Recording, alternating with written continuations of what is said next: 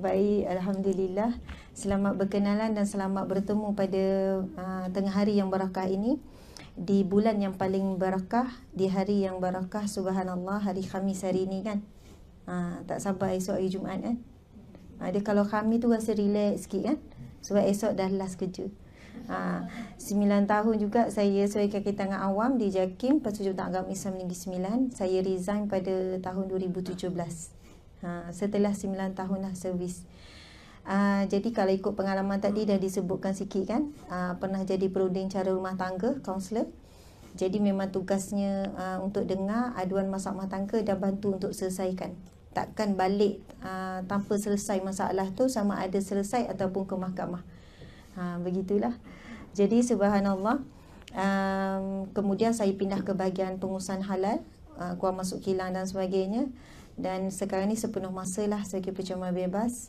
Dan hari ni kita bawa tajuk berkenaan dengan kekeluargaan. Masya Allah, bab kekeluargaan. Jadi pengalaman sendiri 13 cecah 14 tahun lah. Sebab anak sulung tu 13. 6 orang nak masuk 7 insya-Allah. Lagi 3 bulan.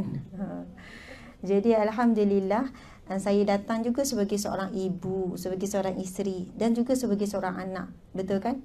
Jadi bila kita sebut pasal keluarga, tajuk hari ni pasal kekeluargaan, keluargaku syurgaku, ke apa?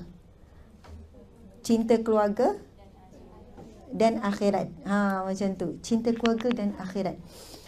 Jadi tajuk ni sebab biasa bawa ni keluargaku syurgaku dunia akhirat, lebih kurang lah tu kan. Kita nak syurga, kita nak keluarga kita dunia dan akhirat. Jadi subhanallah, saya sendiri, kita semua sentiasa dalam proses untuk jadi seorang ibu yang baik, isteri yang baik. Dan mungkin ada yang belum kahwin lagi. Tu barisan di belakang tu kan. Dah kahwin sekali, belum kahwin lagi. Kan? Orang lelaki kalau tanya, dah nikah? Belum lagi. Sekali dah, yang lagi-lagi tu belum. Jadi walaupun yang belum nikah contohnya, dia tetap datang daripada sebuah keluarga. Dia ada ibu, ada ayah, ada adik-beradik. Dan bila sebut keluarga, mesti ada rumah. Kita balik, tak ada orang duduk kat office kan, mesti balik. Maksudnya memang ada tempat tinggal, ada rumah. Dan ini memang disebut dalam firman Allah Subhanahu Wa Taala. Dan di antara tanda-tanda kebesaran Allah, dijadikan kamu, rumah kamu sebagai tempat tinggal kamu. Maksudnya di antara kurniaan Allah yang sangat besar terhadap hamba-Nya bila diberikan kita rumah. Mungkin kita rasa biasalah ada rumah, basic kot, semua orang ada rumah. Tapi tengok anak-anak Syria duduk bawah pokok-pokok tamar, pokok-pokok kurma, duduk dalam kemah, duduk di tepi-tepi jalan, duduk di tempat perbuangan sampah, duduk di mana-mana saja tempat boleh tidur. Sebab apa? Mereka memang tak ada rumah. Nak sebut keluarga, mereka dah tak ada keluarga, tak ada ibu ayah. Mereka tak ada kehidupan. Mereka cuma hidup saja. Kita ni ada kehidupan, kemudian kita boleh hidup dengan baik. Betul kan? Dan ramai manusia, ramai di luar sana hanya mampu teruskan hidup saja, tapi tak ada kehidupan, tak ada life. Subhanallah. Muqaddimahnya, para wanita sekalian, para masya-Allah, qiyamul lail, wallahu alam. Jadi tak yalah serius sangat kan? Saya rasa macam kita makhluk yang biasa ya. Okey, subhanallah. Mungkin ni kita boleh nampak tak ni slide ni? Tak apa, kita lebihkan nampakkan slide. Baiklah, kita nak bahagia dunia akhirat. Bahagia tak sekarang ni? Tuan-tuan bahagia tak? Tak berapa nak bahagia je. Okey, menderita tak? Subhanallah, kita tak sampai menderita. InsyaAllah kita bahagia. Apa maksud bahagia? Dapat gaji bahagia tak? Sekarang tengah bahagia ke tengah sesak ni? Ni apa bulan ni? 9. Oh, jangan tanya. Macam tak ada pengalaman. Sebenarnya 5 bulan ke atas tu, boleh gaji tu habis kan? Subhanallah. Ramai yang mengadu, Ustazah, hidup saya cukup makan. Syukurlah, ada orang tak cukup makan. Sebenarnya bila hidup cukup-cukup makan, tengok muka semua cukup makan. Bila cukup makan, kita tak membazir, betul tak? Saya dulu pun, sampai sekarang pun, maksudnya cukup-cukup je makan. Dengan anak ni, Alhamdulillah cukup makan. Kalau terlebih, mungkin kita banyak membazir, kita beli kehendak. Sampai kita abaikan keperluan sebab kita suka sangat kehendak berjalan sana, beli itu, beli ni, beg. Semua tu bila mati akan dihisap. Kata reward diri sendiri. Ayat tu lah kan. Kerja susah, reward. Tapi semua yang halal yang kita beli akan dihisap. Yang haram tu akan diazab. Jadi walaupun duit kita apa semua, ia adalah milik Allah ya Malik. Allah bagi kita gaji daripada Allah ya Malik, ya Razak, ya Ghani, ya Mughni. Allah yang maha memberi rizki, Allah yang maha kaya dan memberi kekayaan kepada hambanya. Tapi Allah akan tanya. Sebab semuanya adalah milik Allah. Jadi kita kena guna mengikut kehendak Allah. Okey, kita tengok. Muhasabah. Saya selalu mula slide saya dengan muhasabah ni. Kita kan nak bahagia. Bahagia ni kalau dalam Al-Quran Allah terangkan maksud bahagia. Ala bizikrillahi tatma'innul qulub. Hanya saja dengan kamu mengingati Allah, jiwa kamu akan bahagia, jiwa kamu akan tenang. Kan bahagia tu kita rasa tenang sampai terlelap lah kan tuan kan.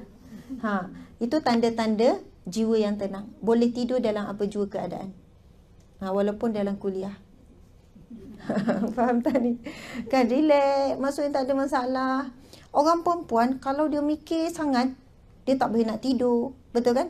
Dia dalam kuliah ni, orang gelak dia gelak, tapi fikiran dia menerawang. Maksudnya jiwa dia tak tenang walaupun dia duduk di tempat yang tenang, walaupun duduk di masjid, walaupun tengah baca Quran, walaupun dalam meeting, khayal je. Sebab apa? Semua itu dipengaruhi dengan jiwa kita kan, dengan rohani kita. Allah sebut dalam Al-Quran, tak ada jalan lain kalau kamu nak tenang, kalau kamu nak bahagia, ala bizikrillah. Maksud ala ni hanya senya. Itu jalannya. Dengan kamu ingat Allah, kamu fikir semua ini datang daripada Allah, kamu redha dengan pemberian Allah, kamu redha dengan ujian Allah. Maksud semua tu bizikrillahi tatma'innul qulub, jiwa kamu, hati kamu akan tenang. Ada orang dia nak tenang, dia nak bahagia, dia buat apa? Kalau orang perempuan stres buat apa? Shopping. Kalau suami bagi, ambillah 1,000, pergi beli, jangan tinggal 1 sen pun. Oh, syurga lah. Tiba-tiba kita rasa, oh nikmatnya, seronoknya. Masa sebelum tu ada bergaduh dengan kawan, stres, menangis dengan bos. Suami bagilah 500 pun. Tiba-tiba hilang. Betul tak? Sebab seronok sangat ni. Oh, terima kasihlah. Masya Allah. Tapi berapa lama? Betul kan? Berapa lama? Sekejap. Sebab itu hanya bersifat fana, sementara akan hancur. Itu pun makhluk Allah, kita pun makhluk Allah dan kita makhluk yang terbaik.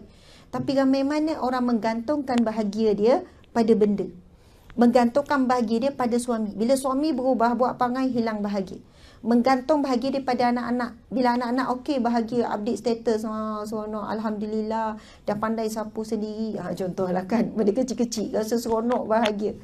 Tapi bila anak buat perangai, rasa menderita. Letak pada makhluk semuanya sementara. Sebab tu Allah kata, kalau kamu ini ingat Allah, kamu ni kuat hubungan dengan Allah, ujian datang macam mana pun kamu tenang. Kamu akan tetap rasa bahagia. Sebab itu ramai orang mula cari bahagia dengan cara yang betul. Maksudnya dia merutinkan, contohnya solat di awal waktu, solat jemaah. Kemudian merutinkan zikir, merutinkan baca Al-Quran setiap kali lepas solat. Adalah merutinkan bagaimana dia nak rutinkan hubungan dia dengan Allah. Masalah tu dia tak uruskan pun tapi selesai. Masalah tak diuruskan, maksudnya contohlah. Anak masalah degil. Okey. Ibu ni jaga solat, mula jaga solat waktu. Allah perbaiki anak. Sebab apa? Kita yang degil dengan Allah. Sebab itu anak pun degil dengan kita. Kita panggil, dia buat tak tahu. Allah panggil pun kita buat tak tahu. Kita lambat-lambat. Anak tangguh panggilan kita 3 kali. Nanti kita marah kan? Kita akan marah. Tapi bila muhasabah, Allah panggil kita kadang sejam. Kadang bukan benda yang serius pun, bukan benda yang berat pun. Tapi ubah solat, sekeliling berubah. Subhanallah. Suami pun berubah, taat je.